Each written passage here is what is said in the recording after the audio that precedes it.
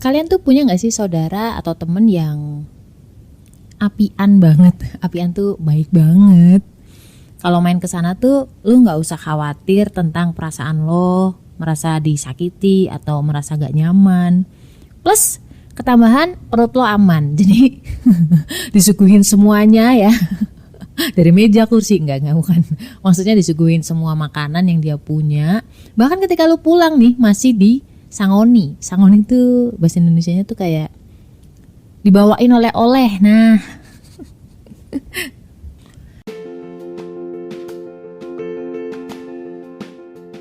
Assalamualaikum warahmatullahi wabarakatuh. Kenalin, aku Ria Marliana, teman healing kamu di podcast Self Healing.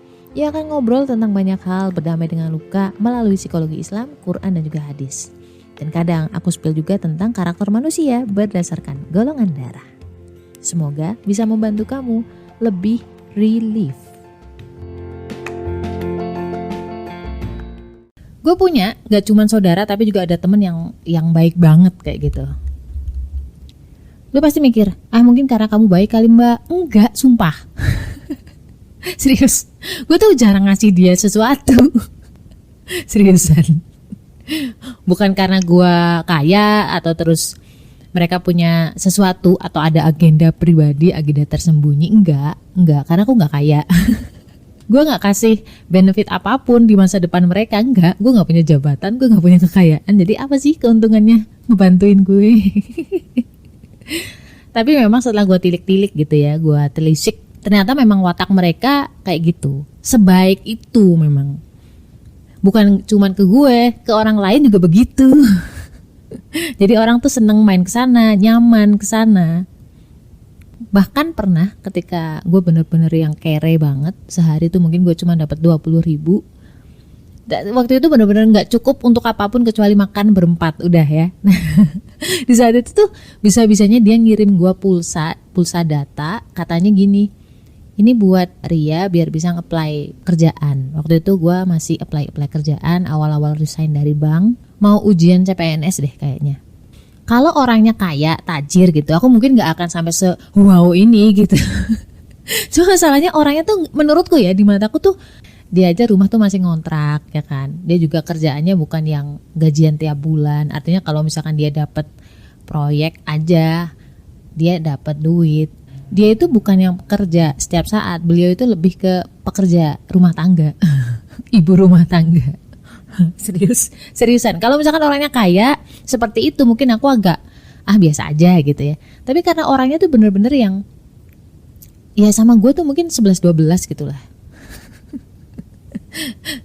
Siapa yang menciptakan hati selembut itu, menciptakan hati sebaik itu? Ya tentu saja penciptanya adalah yang lebih baik atau yang maha baik, yaitu Allah.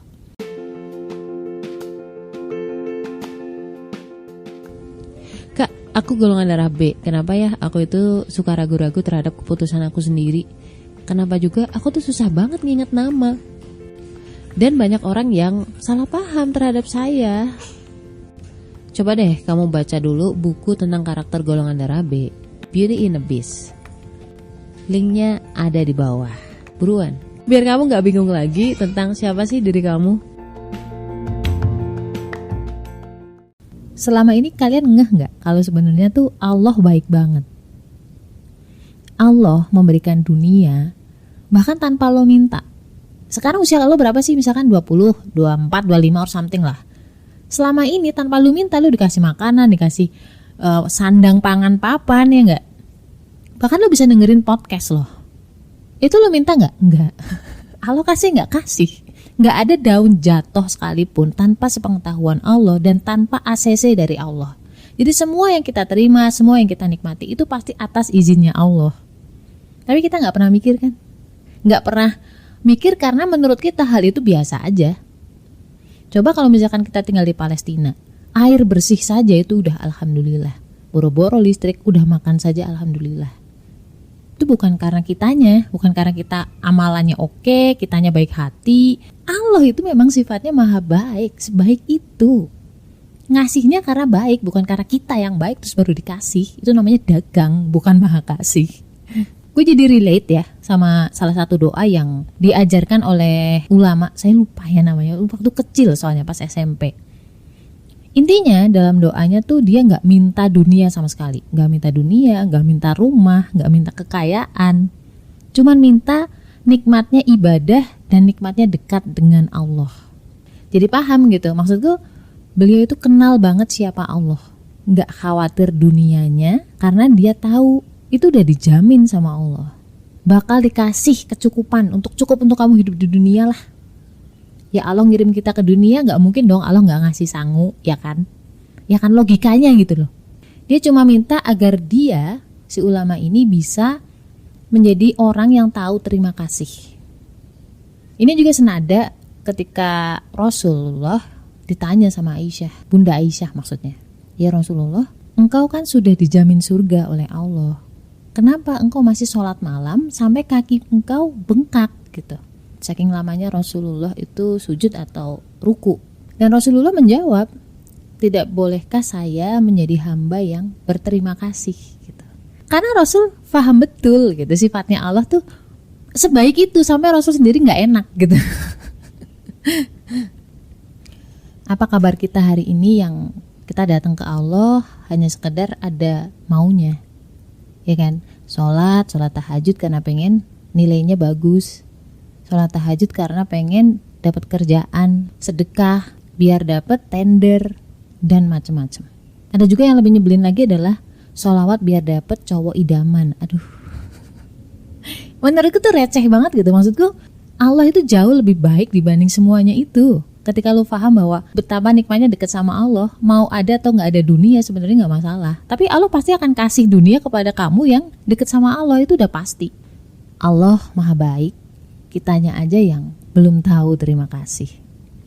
Tujuan hidup itu ternyata menjadi tahu diri. Jadi sesimpel itu John. Tahu diri itu kan sebenarnya ibadah kan. Lu tahu bahwa lu tuh adalah hamba dan Allah adalah Tuhan. Lu kenal siapa Allah dari 99 namanya. Tanpa diminta pun Allah akan beri dunia. Tapi pernah gak sih kita meminta ke Allah agar mampu menjadi manusia yang berterima kasih? So apapun masalahnya, seberat apapun, hasbiyallah wa ni'mal wakil, cukup Allah penolong kita. Minta pertolongan dengan sabar dan sholat, puasa, insya Allah tuh lebih tenang hatinya. Itu dulu. Itu adalah permulaan bagaimana Allah akan menolong kamu. La haula wala quwata illa billah. Stay love and assalamualaikum warahmatullahi wabarakatuh. Jangan lupa follow ya.